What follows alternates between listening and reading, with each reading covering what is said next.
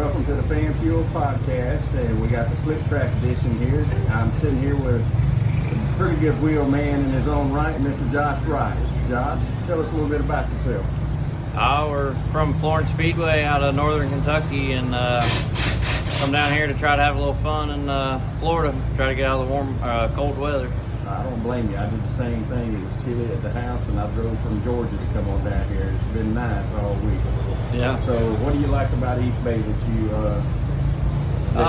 reminds you of stuff around home? Really, just the atmosphere. The people are all pretty nice, and it's a place that I really want to be good at. And it's not being very good to me this week, but we've still managed to have fun. I mean, we've changed everything on the race car every time we've come in. We've thrown stuff at it. I feel like I finally got fast last night and then wrecked it, but yeah, I mean, it's really nothing like home. There's nothing like this place, as slick as it gets, and it's like hitting water. You just can't steer, and that's what happened to me last night. I had the top working there for a minute and just wrecked it.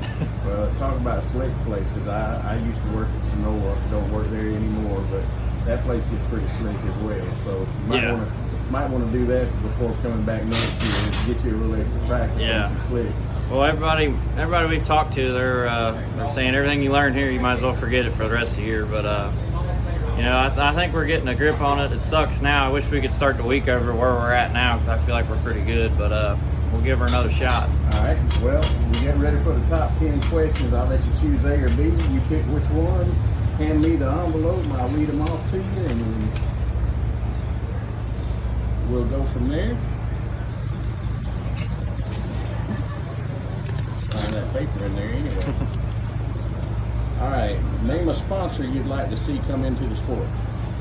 Oh man, I was ready for that. Have to be something like I'd like to see like a camouflage company come into the sport. Something like I've always had camouflage cars. To see something like Realtree or Monster Bucks or something like that come in, I think that would be awesome. Good deal. Number 2, what got you into racing? My dad, he raced for however many years he did, for as long as he did. And actually my car owner now, Snesis Construction, Rick Jones, that's who my dad drove for before. And I just jumped in one of his cars, and that's who I started with. That's cool. Number 3, where do you see yourself in 5 to 10 years in your racing career? Really, I hopefully just something like what we got now. I mean, our deal right now is pretty sweet. We got 3 cars. Really, I'd love to have some hired crew guys. If I could get to that point, I think I could do a lot better, because I work full time, then I come home and work on the race car, and then try to race. So if I could get to the point where I could have a couple hired crew guys, that would be huge for us. It'd probably be a lot bigger step in the regional racing to where you could compete on a higher level than what you already do, and you're competing with some of the best when you do that race. Well, like when we're going racing on the weekends, we don't even know who's going with us. It's just a couple buddies pile in and we go race. So to have 2 guys or whatever I could rely on would be awesome. Great. Number 4, do you have a pre-race ritual? Pre-race ritual? I tell you, our biggest pre-race ritual is chicken. We're not allowed to eat chicken on race day. We've always said that's bad luck, and for the most part, every time we eat chicken, we tear it up. So trying to figure out which one ate chicken last night. Oh goodness. Number 5, how did you get into the level of competition you are now in the super late models, and where'd you start to progress? I'd say it's between our guys, just taking good notes, and really note taking is the biggest thing for us. We can go back on stuff that we've learned in the past and use it going forward. And between me, my brother, and Sean, we've gotten smart with these things. We've learned a lot. Between having 2 cars at the racetrack, James can try something. If it don't work, then I can do something different, and just bouncing notes with him.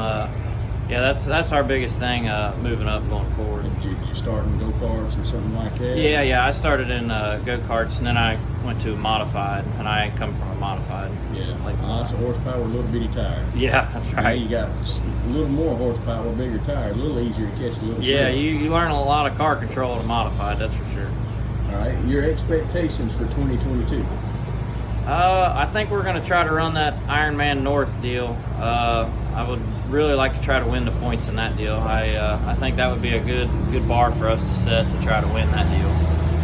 Is there a race you've never run but you would love to? I think I want to go to I-80 this year. They got that week-long deal where they, well, I know last year was Bronson won it on the cushion, and it looks like my type of track, so I think we're going to try to go to I-80 this year. Well, good luck when you do. Number 8, what is your number, even though you may drive for a team that uses a different number? Our number's always been 11. That's what Dad's used forever and ever. If I were to be any other kind of number, it'd be 3. That was my number in basketball. So. All right. Number 9, when you win, have you ever thought about starting a new celebration trend, and what would it be?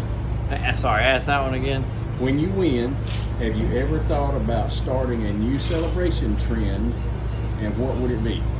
Not really. When I won the Ralph Latham, they wanted me to do the Stone Cold on the roof, but I try to keep it as professional as I can when we win these races.